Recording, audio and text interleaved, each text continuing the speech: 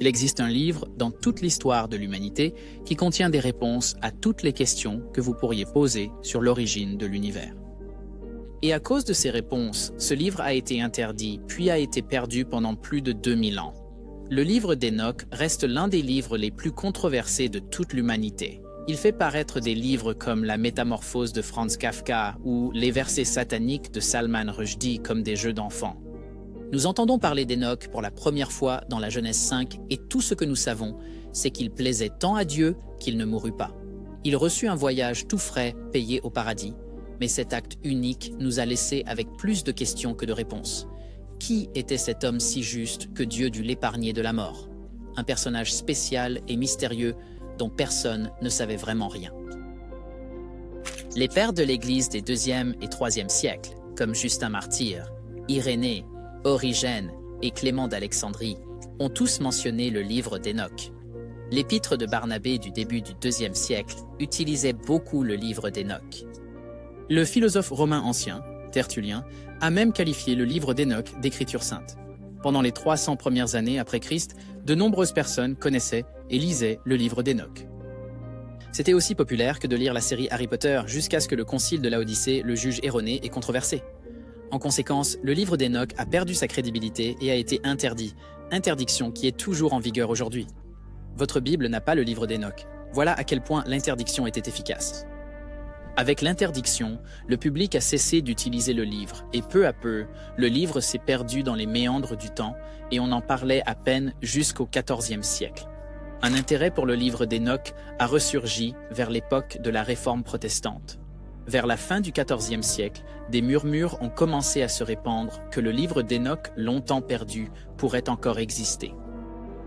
Mais aussi, certaines personnes ont misé sur la soif de vérité des gens et ont publié des contrefaçons de nombreux livres en prétendant qu'ils étaient le livre d'Enoch perdu depuis longtemps, jusqu'à ce qu'un explorateur écossais du nom de James Bruce trouve le livre d'Enoch original en Éthiopie. Il a trouvé l'ancien manuscrit dans la collection sacrée de l'Église orthodoxe éthiopienne. Heureusement, l'Église a préservé ce texte, même s'il ne faisait pas partie du canon de la Bible. Le texte que James Bruce a trouvé est écrit en gé'ez, une ancienne langue sémitique parlée par le peuple éthiopien. On pense qu'il a été écrit entre le 3e et le 1er siècle avant Jésus-Christ.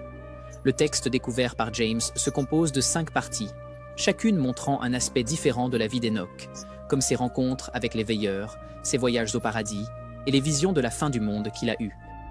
James Bruce est revenu avec 3 copies du livre perdu d'Enoch, initialement écrit en éthiopien.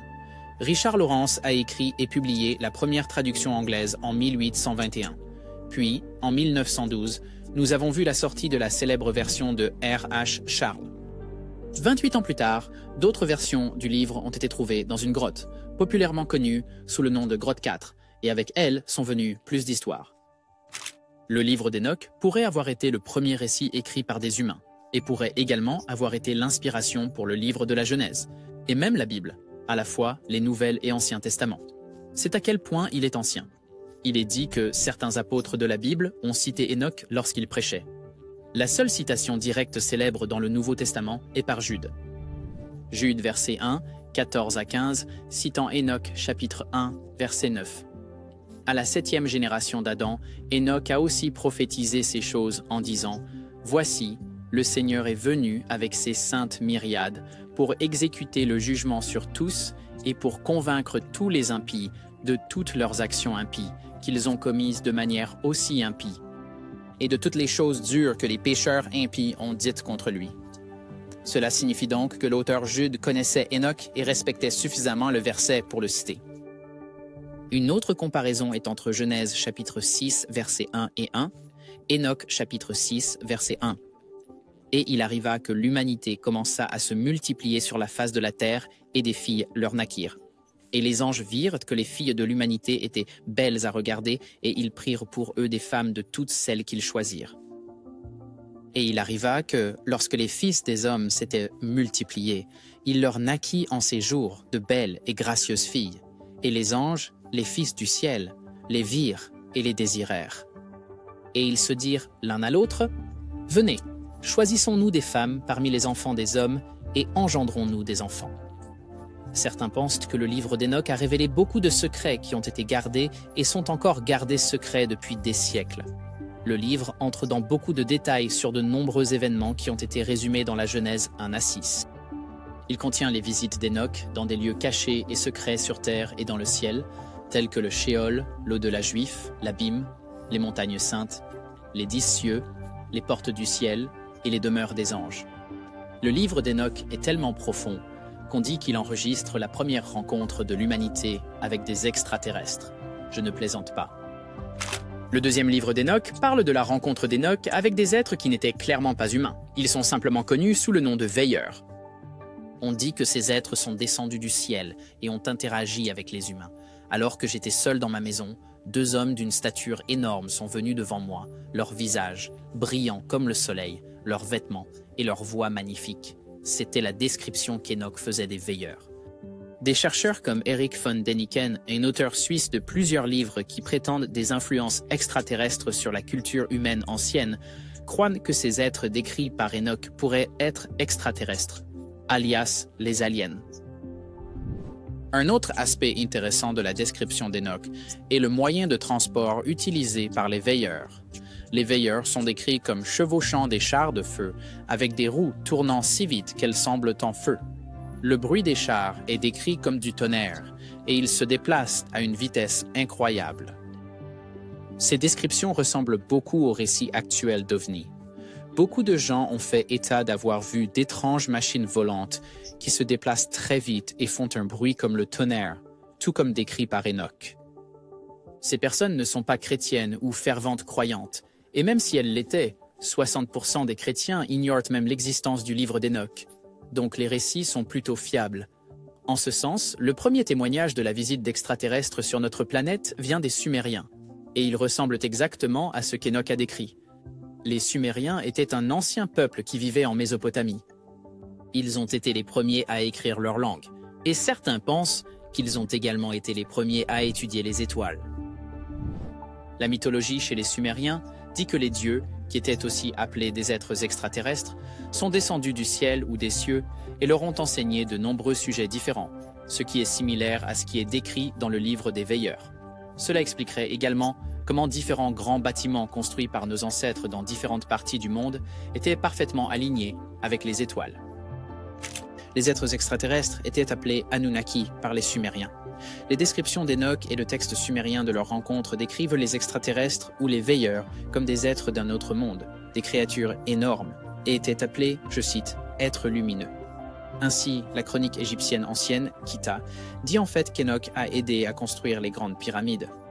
Cela signifie que l'explication du livre d'Enoch concernant la connaissance que les veilleurs ont partagée avec les humains pourrait provenir d'un contact ou d'une connexion entre eux, et une civilisation extraterrestre très avancée, tout comme le pensèrent les Sumériens. On disait aussi que ces êtres avaient enseigné beaucoup de choses à l'humanité, de l'artillerie à l'astrologie, des enchantements, des constellations, la connaissance des nuages, les signes de la Terre, les signes du Soleil et le cours de la Lune. Fondamentalement, ces veilleurs étaient responsables de l'avancement de l'humanité. Maintenant, vous pourriez dire, qu'y a-t-il de mal à cela? Hiroshima, ou la guerre actuelle entre Israël et la Palestine. Imaginez que vous donniez une Ferrari à un enfant. Il va la détruire et se faire très mal. L'humanité est l'enfant dans ce scénario. Les gens ont commencé à abuser de leurs informations, ce qui a entraîné corruption et orgueil. Maintenant, bien que certaines personnes croient encore qu'Enoch a rencontré des extraterrestres, la plupart des érudits bibliques, ou toute personne avec une Bible, croient qu'Enoch a rencontré des anges. Ces veilleurs étaient des anges qui n'avaient qu'une seule tâche, celle de veiller sur les humains. C'est probablement pour cela qu'ils étaient appelés les veilleurs.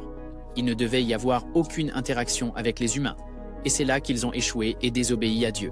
Les veilleurs non seulement ont interagi avec l'humanité, mais ils ont aussi quitté le ciel pour descendre sur terre et assouvir leurs désirs pour les femmes sous l'influence de leur chef, Samyaza. Ils dormaient et épousaient les femmes de la terre et donnaient naissance à des enfants appelés Néphilim. Ces enfants étaient des géants mi-anges, mi-humains, une monstruosité. Les Néphilim étaient des êtres immenses dotés d'une grande puissance physique qui causait beaucoup de dégâts. Tout ce qu'ils faisaient, c'était piller et manger. Et lorsqu'il n'y avait plus de nourriture sur Terre pour eux, ils ont commencé à attaquer la vie animale, puis les humains.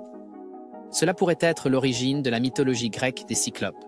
En fait, selon l'histoire racontée dans la théogonie du poète épique grec Hésiode, les Cyclopes étaient les fils d'Ouranos, le dieu du ciel, et de Gaïa, la déesse de la terre, ce qui ressemble vaguement à l'union entre les veilleurs, représentant Ouranos, et les femmes représentant Gaïa.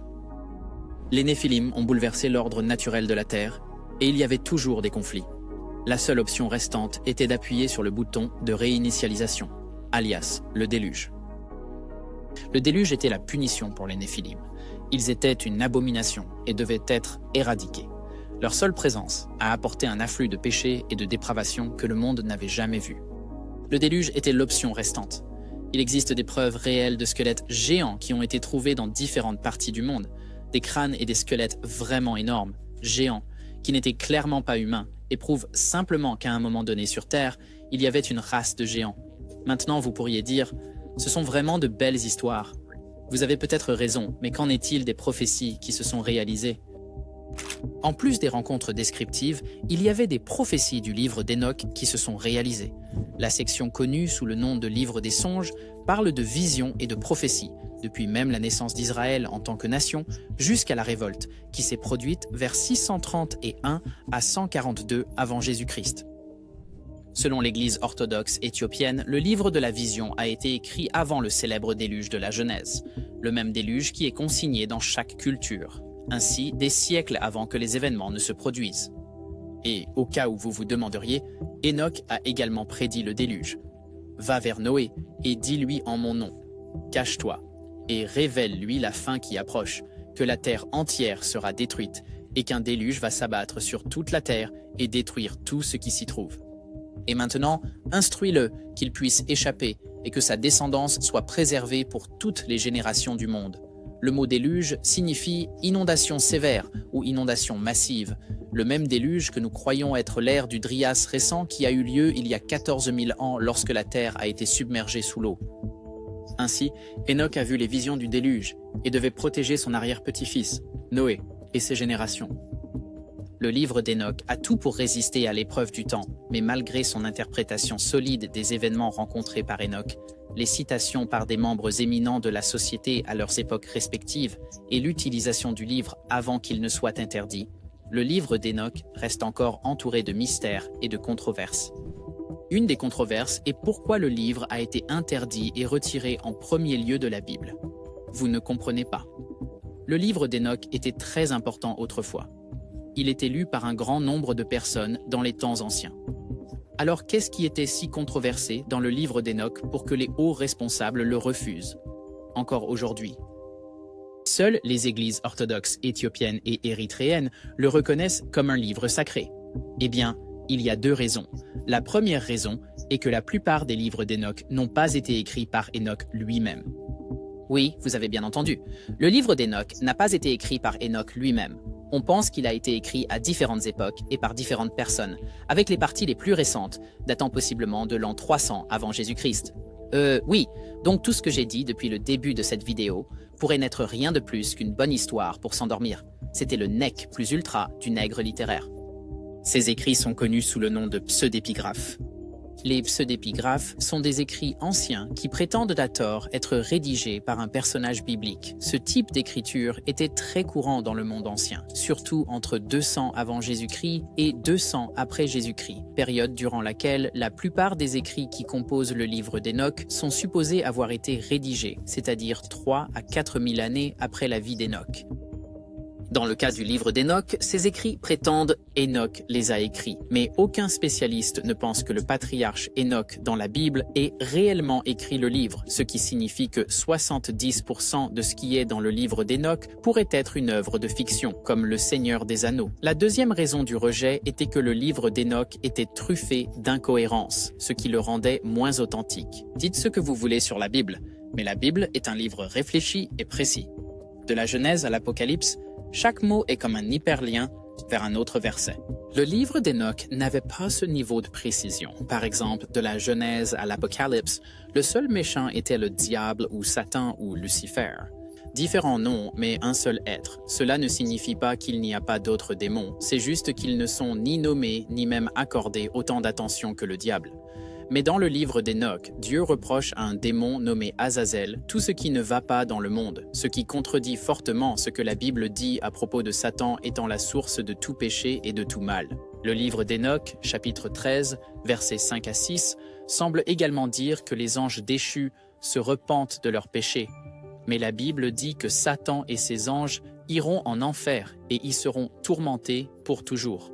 Ces différences ont suscité des interrogations et, combinées au fait qu'il a été écrit par plusieurs personnes, ont rendu difficile pour les érudits de vraiment connaître l'intention derrière les écrits.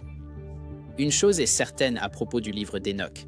Il nous a certainement aidé à comprendre l'histoire ancienne. Si vous lisez le livre d'Enoch et certains autres manuscrits anciens basés sur leur mythologie, vous commencez à voir des similitudes, et cela vous fait vous demander si ces histoires ne sont pas simplement des histoires, mais des événements réels racontés par différentes personnes. Il y a des liens à partir d'Enoch qui mènent à la mythologie grecque, avec la croyance que les dieux grecs, les dieux égyptiens et les dieux de tant de cultures étaient des anges déchus. Nous connaissons tous l'histoire de Zeus et de sa convoitise pour les femmes. Cela fait beaucoup de coïncidences si vous nous demandez. Le seul inconvénient du livre d'Enoch est qu'étant écrit par diverses personnes, il est ouvert à tant d'interprétations et de théories qui peuvent être trompeuses. Il est important d'aborder ce livre avec un esprit critique. Une chose est certaine, que ce soit une œuvre de fiction ou non, le livre d'Enoch est un livre très important que quiconque voulant en savoir plus sur notre univers devrait lire. Le livre vous fait comprendre et apprécier à quel point nous sommes connectés en tant qu'espèce, que ce soit vrai ou faux.